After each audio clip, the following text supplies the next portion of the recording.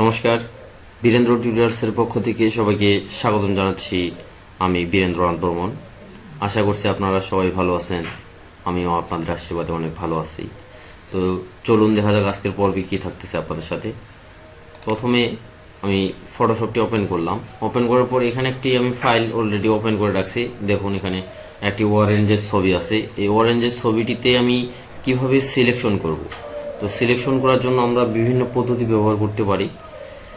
তো এই পদ্ধতিগুলোই দেখব যে কিভাবে আমরা এটাকে সিলেকশন করব, এর ব্যাকগ্রাউন্ড রিমুভ করতে পারি অথবা যে কোনো রিমুভ করতে পারি। তো প্রথমে দেখুন যে এখানে দেখুন ল্যাসো টুল কি, যে আমরা এখানে মাউস পয়েন্টার চাপে ধরে এটাকে যেদিকেই নিয়ে যাব সেদিকেই কিন্তু যাবে, কিন্তু এটা আমাদের এই ক্ষেত্রে কাজে ওইভাবে ততটা আমাদের ভালো হবে না।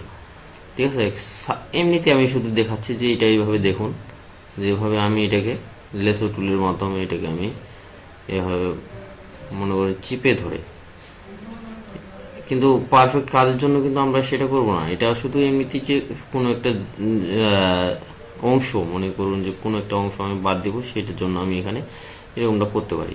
ঠিক আছে, তো এরকম করে দেখুন যে এখানে আপনাদের শুধু দেখার সুবিধার্থে দিলাম যে দেখুন এখানে আমি সারে দিলাম। সারে দেওয়ার পরে এখন আমি যদি চাই যে এটাকে আমি একটা আলাদা অংশ করে নেব, দেখুন যে কন্ট্রোল জে চাপলাম, কন্ট্রোল প্লাস জে চাপলাম, যে এটার একটা নতুন কপি হয়ে গেছে।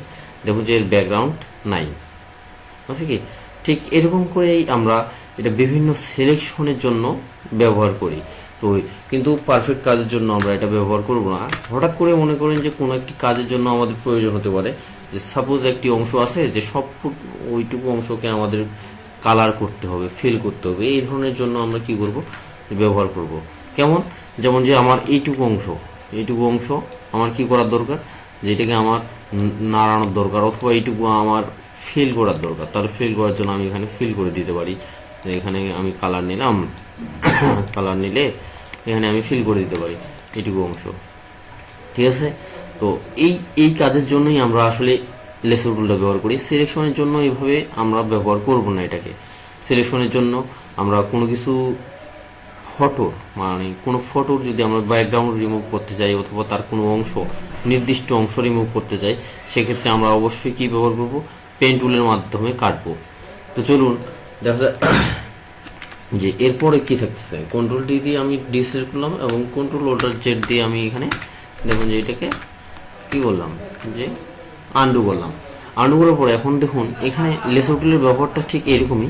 এখন এরপরে আসলো পলিগনাল লেসো টুল। পলিগনাল লেসো টুলটা কেমন, যে এখানে আমি একটা ছাড়লাম, এটা হচ্ছে কি কোণা, মানে চার কোণা জানি যদি, অথবা কোনো কিছু যদি কোণা আকৃতির থাকে, সেক্ষেত্রে আমরা এটাকে এরকম করে সিলেকশন করতে পারি।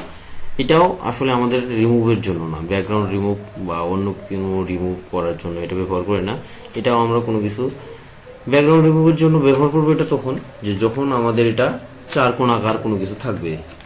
ঠিক আছে, যে একটি বক্স, সাপোজ এরকম একটা বক্স থাকলো, এখান থেকে আমি দেখাচ্ছি যে একটা বক্স আছে এরকম। তো এখন যদি আমি এটাকে সিলেক্ট করতে চাই, তাহলে পেন টুল নিতে না নিলেও হবে, যে এটাকে আমি বড় করে নিলাম, জুম করে নিলাম, জুম করে নিয়ে আমি এখন চাচ্ছি কি যে এটাকে আমি সিলেকশন করব। তাহলে এখানে লেসো টুল দিয়ে এখানে দেখুন যে এখানে একটা দিলাম, যে এখানে একটা দিলাম, এখানে একটা দিলাম, এখানে একটা দিলাম। দেখুন যে এটা সিলেক্ট হয়ে গেল। এখানে আমি পেন টুল ইউজ করলাম না। ঠিক আছে, তো এটাকে কি করতে চাই, এখন আমি যদি ডিলিট করতে চাই, তো ডিলিট এখানে হচ্ছে না কেন, যে আমার উপরের লেয়ারে চলে গেছে, এইটুকু নিচের অংশটুকু আমাদের ডিলিট করা যাবে। দেখুন ডিলিট। এখন যদি আমি এখানে ফটোর সাইজটা অনেক বড় হওয়ার কারণে এটা সমস্যা করতেছে, দেখুন তাহলে এখানে এটাও আমাদের কিন্তু ডিলিট হয়নি, কারণ কি এখানে এই যে এখন যদি আমি ডিলিট চাপি, দেখুন যেটা আমাদের ব্যাকগ্রাউন্ডে চলে গেছে। তো এরকম চার কোণা আকৃতির কোনো কিছু যদি আমরা সিলেক্ট করতে চাই, সিলেক্ট করে ডিলিট করতে চাই, সেক্ষেত্রে আমরা কি করব, যে এই ধরনের কাজ করে থাকবো। ঠিক আছে, কোনো কোণা আকৃতির জিনিসকেই আমরা পলিগনাল লেসো টুল দ্বারা ব্যবহার করব।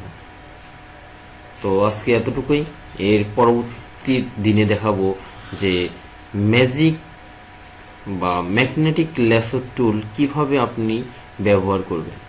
ঠিক আছে, এটাও অনেক ইম্পর্টেন্ট। তো ধন্যবাদ। পরবর্তী টিউটোরিয়ালস দেখার আমন্ত্রণ জানিয়ে আজকে এখানেই শেষ করছি।